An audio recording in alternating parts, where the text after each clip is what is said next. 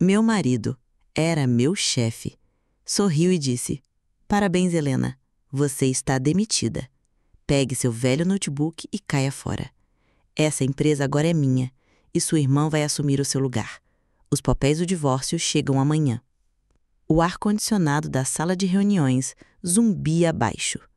Um som que, até aquele momento, eu sempre associei ao sucesso, a contratos fechados e a um futuro brilhante. Agora, parecia o som de um enxame de vespas prestes a me atacar. Meu marido, Marcos, que também era meu chefe, ou melhor, o homem que eu coloquei na posição de chefe, sorriu. Foi um sorriso que não alcançou seus olhos. Um sorriso frio, de predador. Parabéns, Helena. Você está demitida. As palavras pairaram no ar, densas e venenosas. Senti meu estômago despencar, como se eu estivesse numa montanha-russa que só desce. Pisquei, esperando que a imagem se dissolvesse, que fosse uma piada de péssimo gosto. Mas ele continuou, cada sílaba caindo como uma martelada. Pegue seu velho notebook e caia fora. Essa empresa agora é minha e sua irmã vai assumir o seu lugar. Os papéis do divórcio chegam amanhã. Minha irmã, Betânia. A menção do nome dela foi a facada final, torcendo a lâmina que já estava cravada no meu peito.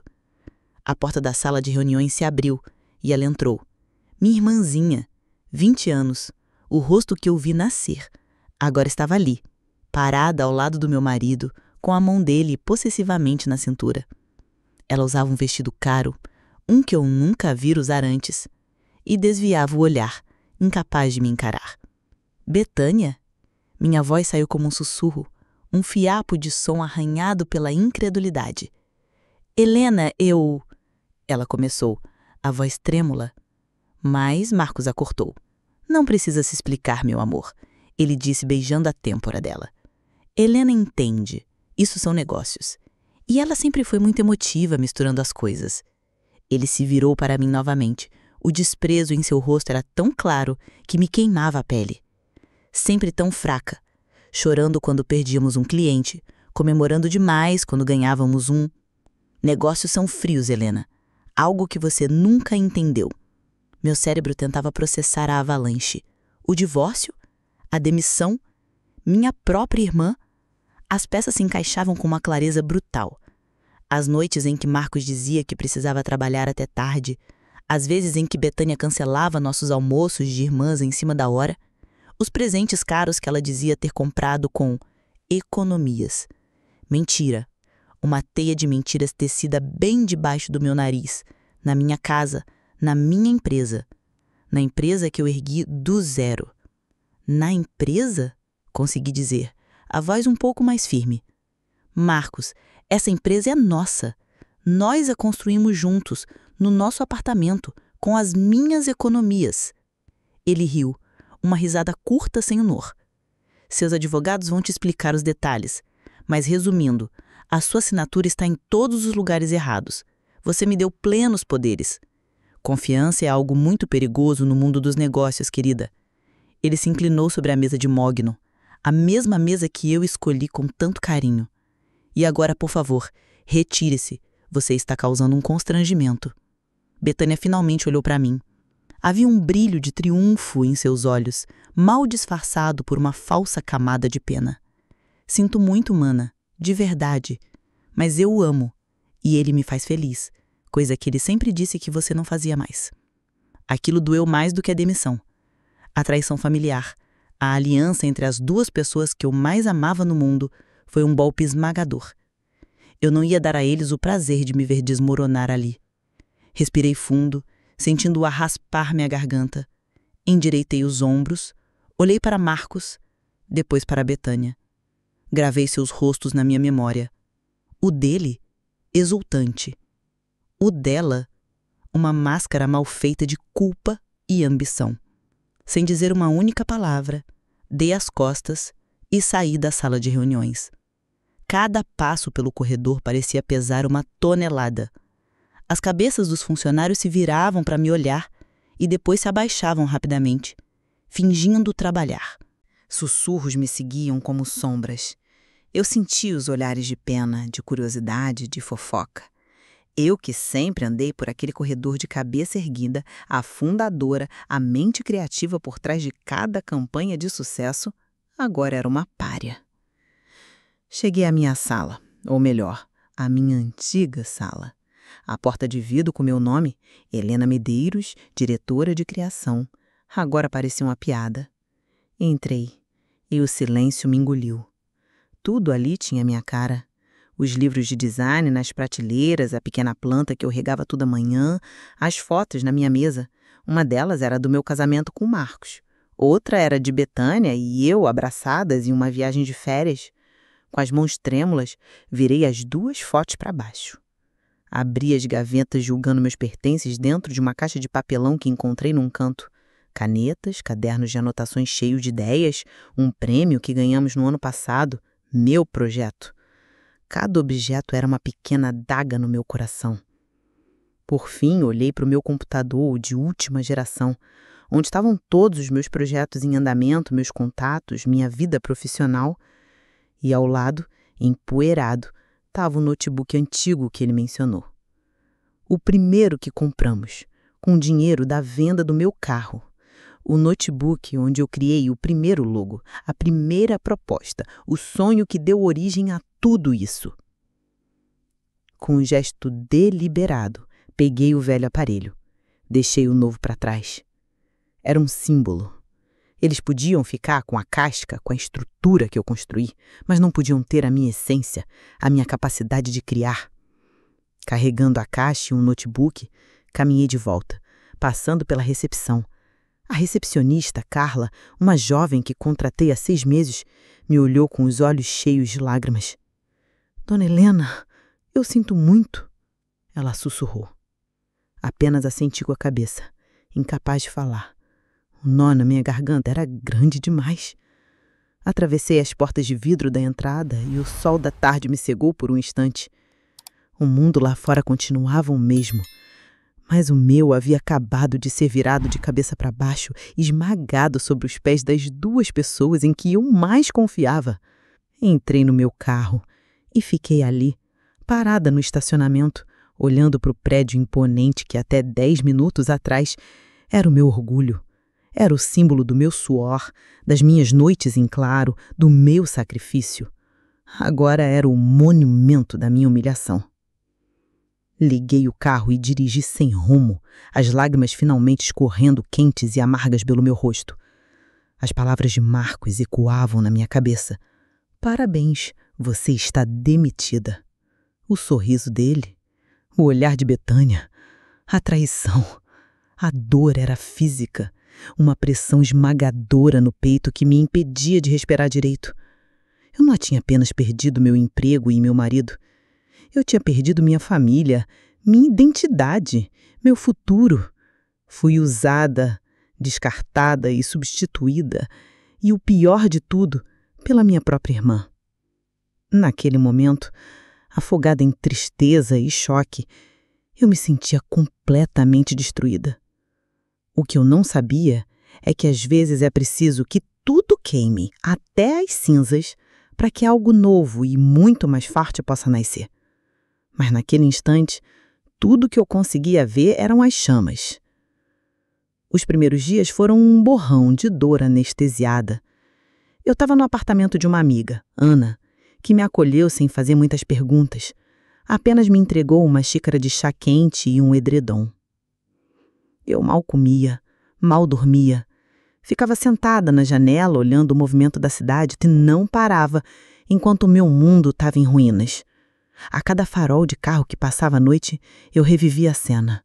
O sorriso de Marcos, a mão dele na cintura de Betânia, as palavras dele, frias e calculadas. O divórcio, a demissão, a traição, tudo num único golpe. Tentei ligar para os meus pais. Disquei o número, mas minha mão tremia tanto que o celular caiu no chão.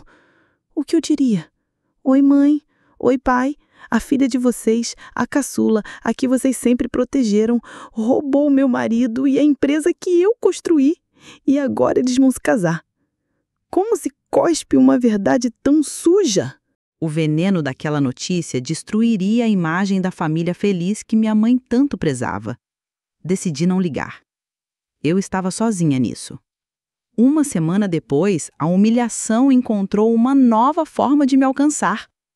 Ana entrou no quarto com o celular na mão, o rosto contorcido em uma mistura de raiva e pena. Helena, talvez você não queira ver isso, ela disse, hesitante. O quê? Perguntei, a voz rouca pelo desuso. Ela me entregou o aparelho. Estava aberta em uma rede social, no perfil de uma ex-colega de trabalho. A foto era de uma festa grande, na cobertura da empresa, o espaço que eu mesma projetei para eventos e celebrações. No centro da foto, Marcos e Betânia. Ele com um terno caro, erguendo uma taça de champanhe. Ela com um vestido branco brilhante e um anel de diamante faiscando em seu dedo. A legenda dizia: celebrando o noivado dos nossos novos diretores, Marcos e Betânia. Uma nova era de sucesso. Meu sangue gelou. Rolei a tela vendo mais fotos. Dezenas de pessoas, funcionários, alguns parceiros de negócios, todos sorrindo, brindando. Eles não tinham apenas me descartado, estavam dançando sobre o meu túmulo profissional e pessoal. Fizeram uma festa de noivado no lugar onde eu investi cada gota da minha energia, cada sonho. Era uma demonstração de poder. Uma mensagem clara para mim e para todos os outros. Eu era o passado. Eles eram o futuro. Os desgraçados, Ana sussurrou ao meu lado. Fazer uma festa? Agora? Tão rápido?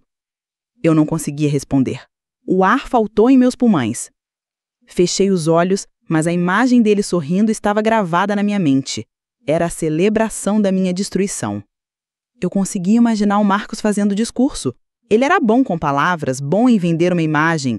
Provavelmente falou sobre renovação, visão de futuro, deixar para trás o que não servia mais. E todos aplaudiram. Todos beberam o champanhe que foi comprado com o dinheiro que eu gerei. Aquela noite, o torpor deu lugar a uma raiva quente e ardente. Pela primeira vez em dias, a tristeza abriu um pequeno espaço para outra coisa. Fúria. Como eles ousavam! Marcos era um bom vendedor, um rosto bonito que sabia encantar um cliente em um almoço. Mas e depois? Quem sentava por horas a fio, pesquisando o mercado, desenhando as propostas, ajustando cada detalhe até que o projeto ficasse perfeito? Quem passava noites em claro para cumprir um prazo impossível? Eu. E Betânia, minha irmãzinha. Eu a ensinei a usar os programas de design. Eu a trouxe para a empresa como estagiária, para que ela aprendesse uma profissão. Dei a ela tarefa simples, revisei tudo o que ela fez. Ela mal conseguia finalizar um layout básico sem a minha ajuda. E agora, ela estava no meu lugar, diretora de criação. A ideia era tão absurda que seria cômica se não fosse trágica. Lembrei-me de uma vez, uns 6 meses atrás. Tínhamos um cliente enorme, uma rede de hotéis de luxo. Eles eram exigentes, difíceis. Marcos tinha prometido mundos e fundos na reunião, como sempre fazia. Vamos entregar uma proposta inovadora, algo nunca visto antes, ele disse, cheio de si. Mas na hora de criar, ele não tinha a menor ideia de por onde começar. Helena, pelo amor de Deus, me ajuda, ele disse entrando na minha sala naquela noite, o rosto pálido de pânico.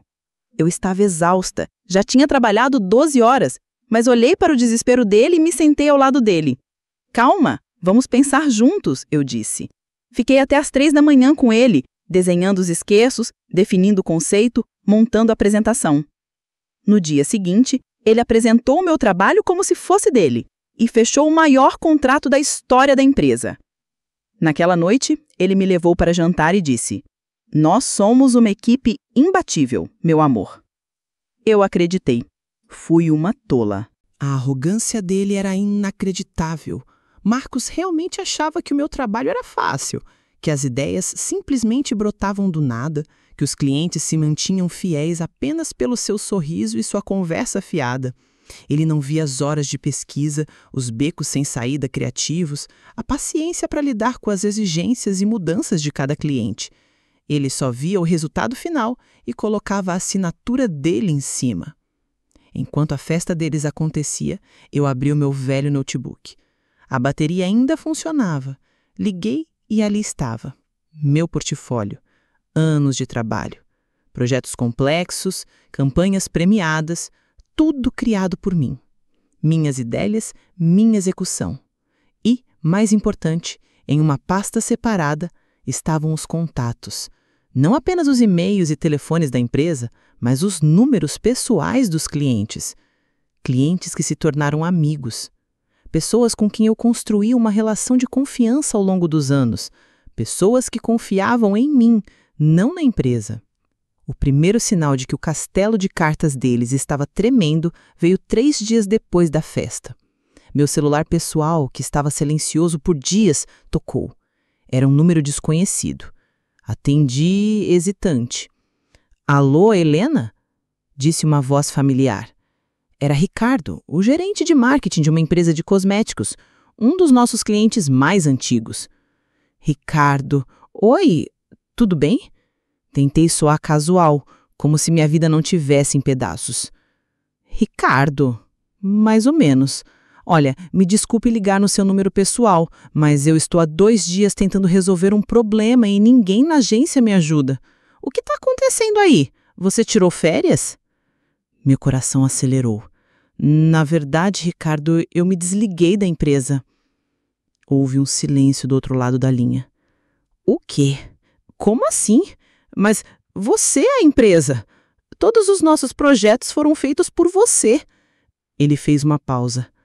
Isso explica muita coisa. Recebi hoje uma proposta de layout da sua irmã, Betânia. Com todo respeito, Helena, aquilo parecia trabalho de estagiário. As cores estavam erradas, ela ignorou metade do briefing que eu passei. É um desastre. O lançamento da nossa nova linha é em 3 semanas. Eu estou em pânico. Eu ouvia e a raiva dentro de mim começava a se transformar numa clareza fria. Eles eram incompetentes. Eles não conseguiam fazer o trabalho. Ricardo, eu disse e minha voz saiu firme, mais segura do que eu me sentia em semanas. Eu sinto muito por essa situação. Deixe-me pensar em como posso te ajudar. Desliguei o telefone e uma ideia ousada e assustadora começou a se formar na minha mente. A festa deles tinha sido um espetáculo, mas por trás das cortinas o show já estava desmoronando. Eles podiam ter o palco, o nome da empresa, o escritório bonito, mas o talento, a alma do negócio, estava comigo, dentro daquele notebook velho empoeirado. E talvez estivesse na hora de abrir o meu próprio show. A voz desesperada de Ricardo do outro lado da linha foi a faísca que eu precisava. O luto ainda estava lá, uma dor durda no fundo do peito, mas agora ele estava acompanhado por um propósito. Pela primeira vez em semanas, eu não me sentia como uma vítima, mas como alguém que segurava uma carta importante no jogo. Eles achavam que tinham me tirado tudo, mas esqueceram de levar o mais importante, meu talento e minha reputação. Respirei fundo. Ricardo, escute. Como eu disse, não estou mais lá. Então não tenho como mexer no projeto que eles te enviaram. Fiz uma pausa calculada, deixando o pânico dele crescer por um segundo. Mas eu posso criar algo novo para você, do zero. Como um trabalho freelancer. Uma proposta completamente nova, baseada em tudo que conversamos, que respeite o briefing e o prazo de lançamento. Ele suspirou de alívio do outro lado da linha. Você faria isso, Helena? Sério? Isso salvaria minha pele. Quanto cobra? Eu pago o que for preciso. Só preciso de algo bom, algo com a sua qualidade. Me mande o briefing novamente, para o meu e-mail pessoal. Te envio uma proposta e um orçamento em 1 hora. Respondi, a voz firme, profissional. Assim que desliguei, uma onda de adrenalina percorreu meu corpo. Abri meu velho notebook, o som do sistema operacional antigo iniciando era como um músico para os meus ouvidos. Em menos de 1 hora, enviei uma proposta profissional e um orçamento justo para Ricardo. A resposta dele veio em 5 minutos. Aprovado. Pode começar. Obrigada, Helena. Você não tem ideia do quanto isso significa. Naquele momento, algo mudou dentro de mim. O trabalho era meu refúgio.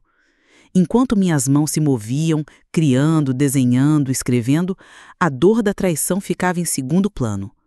Mergulhei no projeto do Ricardo com uma fome que eu não sentia há anos. Não era apenas um trabalho, era a minha declaração de independência. Trabalhei por 2 dias seguidos, parando apenas para cochilar por algumas horas no sofá da Ana. Quando enviei a primeira prova do material para Ricardo, a resposta dele foi eufórica. É isso, é perfeito, é exatamente o que eu queria e não sabia explicar. 1000 vezes melhor do que a proposta original que tínhamos. Aquela validação foi como um bálsamo para minha alma ferida. E foi apenas o começo. Ricardo, imensamente grato, comentou com um colega de outra empresa sobre a consultora de criação genial que o salvou. Esse colega me ligou e a roda começou a girar. O telefone, antes silencioso, não parava de tocar. Eram meus antigos clientes. Um por um, eles me encontravam e as histórias que contavam eram um eco da incompetência de Marcos e Betânia. Helena, que alívio encontrar você, disse a diretora de uma editora, uma cliente de anos. Sua irmã me garantiu que a capa do nosso principal lançamento estava a caminho da gráfica. Acabei de receber uma ligação do pessoal da produção. O arquivo que ela enviou estava com a resolução errada e em modo de cor para a web. Se eles tivessem impresso, teríamos perdido uma fortuna. Ela ao menos sabe a diferença entre RGB e CMYK. Outro cliente, dono de uma rede de restaurantes, me ligou furioso. Helena, o Marcos veio aqui ontem. Ele tentou me empurrar um pacote de gerenciamento de redes sociais. O sujeito não sabia responder a uma única pergunta sobre métricas de engajamento. Ele só repetia, vamos aumentar sua presença online, como um robô. O que aconteceu com a estratégia, com a análise que você sempre fazia? Cada ligação era uma confirmação. Eles tinham o escritório, os funcionários, um nome, mas não tinham a essência da operação. Não tinham o cérebro da operação. E o cérebro era eu. Marcos era o pavão, que exibia as penas coloridas que eu criava para ele. Betânia era uma sombra, uma cópia mal feita tentando imitar meus traços. Em menos de 1 mês, eu estava com mais trabalho do que conseguia dar conta. O apartamento da Ana tinha virado meu escritório improvisado. Eu trabalhava na mesa de jantar, cercada de pilhas de anotações, com um notebook velho ligado quase 24 horas por dia. Eu estava exausta, mas pela primeira vez em muito tempo, me sentia viva. Uma noite, Ana chegou do trabalho e me encontrou debruçada sobre o teclado, quase dormindo. Ela tirou a xícara de café fria da minha mão. Helena, você precisa parar. Ela disse com uma voz suave, mas firme. Olha para você. Está se matando de trabalhar. E olha para isso. Ela gesticulou para a sala caótica. Isso não é sustentável. Eu sei, Ana, mas não posso recusar trabalho agora, eu disse, esfregando os olhos cansados. É a minha chance. Eu não estou dizendo para você recusar. Eu estou dizendo para você crescer, ela argumentou. Você não é mais uma freelancer pegando um trabalho aqui e ali. Você tem uma carteira de clientes fiéis que estão fugindo de uma agência incompetente. Você tem mais demanda do que a sua antiga empresa provavelmente tem nesse momento. Helena, isso não é mais um bico. Isso é um negócio. A ideia era assustadora e eletrizante. Na semana seguinte, usei o dinheiro que ganhei com os primeiros projetos, um dinheiro que era só meu, sem contas conjuntas, sem divisão, e tomei o primeiro passo. Aluguei uma pequena sala comercial em um prédio modesto, a quilômetros de distância do luxo do meu antigo escritório.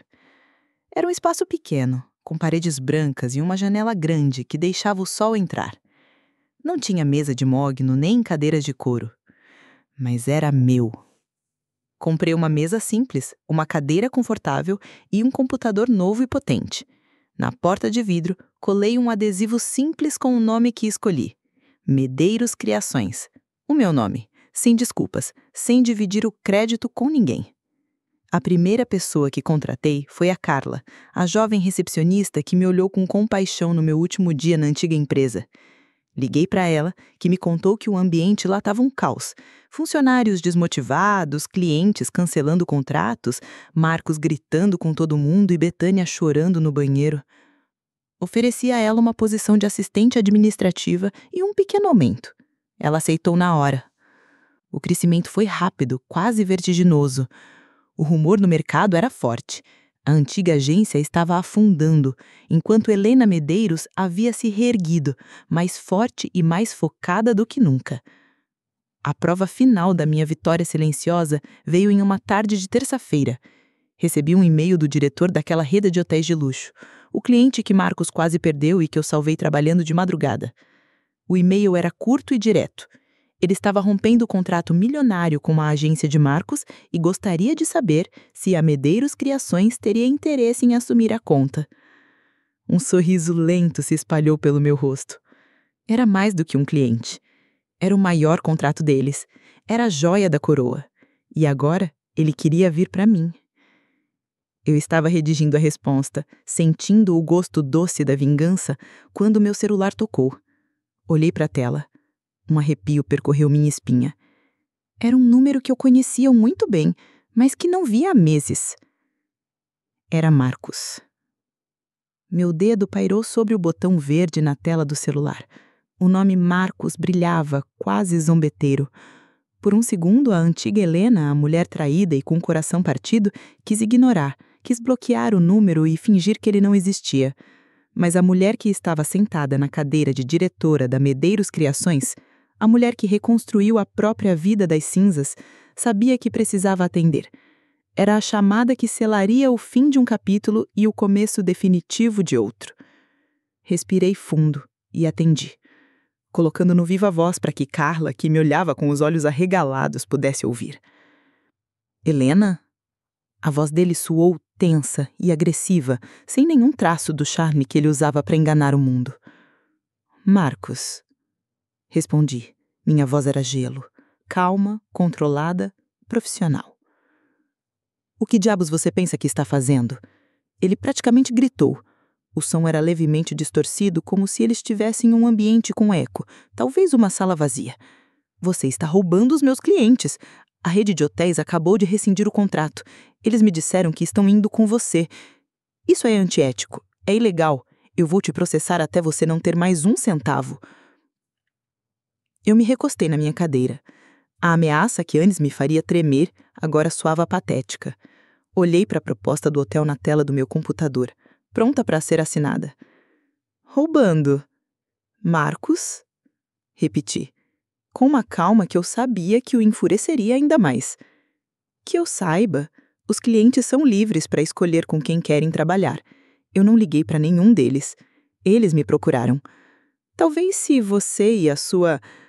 Fiz uma pausa, saboreando a palavra. Nova diretora de criação, se preocupassem mais em entregar um trabalho de qualidade e menos em dar festas de noivado, eles ainda estariam com vocês. Um som engasgado veio do outro lado da linha. Ele não esperava por essa resposta. Ele esperava lágrimas, súplicas, esperava a mulher que ele descartou. Você, sua... Ele gaguejou, procurando um insulto. Você não seria nada sem mim. Eu te dei um cargo, uma empresa. Foi a minha vez de rir, uma risada curta, sem humor. Você não me deu nada, Marcos. Eu construí aquela empresa no meu notebook velho, com as minhas ideias e as minhas noites em claro, enquanto você dormia. Você era só o rosto bonito que apresentava o meu trabalho. Mas parece que um rosto bonito não é o suficiente para manter os clientes, não é mesmo? O silêncio do outro lado era ensurdecedor. Eu sabia que cada palavra era um golpe direto no ego inflado dele. Boa sorte com os seus negócios, Marcos, eu disse com uma frieza cortante. Pelo que eu vi, você vai precisar. E sem precisar esperar uma resposta, desliguei. Carla me olhou boquiaberta e depois abriu um sorriso enorme. Essa foi a melhor coisa que eu já ouvi na minha vida, ela disse. Eu sorri de volta. Uma sensação de poder e de paz me invadiu. Aquele era o fim. O monstro não estava mais debaixo da minha cama. Eu tinha acabado de olhar nos olhos dele e visto que ele não passava de um homem pequeno e desesperado. Nos meses seguintes, a derrocada deles foi total. As notícias chegavam até mim em fragmentos, trazidas por fornecedores, ex-funcionários e pelo próprio mercado. A agência, que um dia foi o meu sonho, virou um navio fantasma.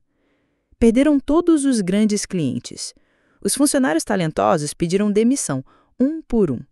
Eles começaram a atrasar pagamentos e logo os fornecedores se recusaram a trabalhar com eles. Viu o anúncio de "Aluga-se" na fachada do prédio onde ficava o nosso antigo escritório. O monumento da minha humilhação agora era apenas um espaço vazio. Enquanto isso, a Medeiros Criações florescia.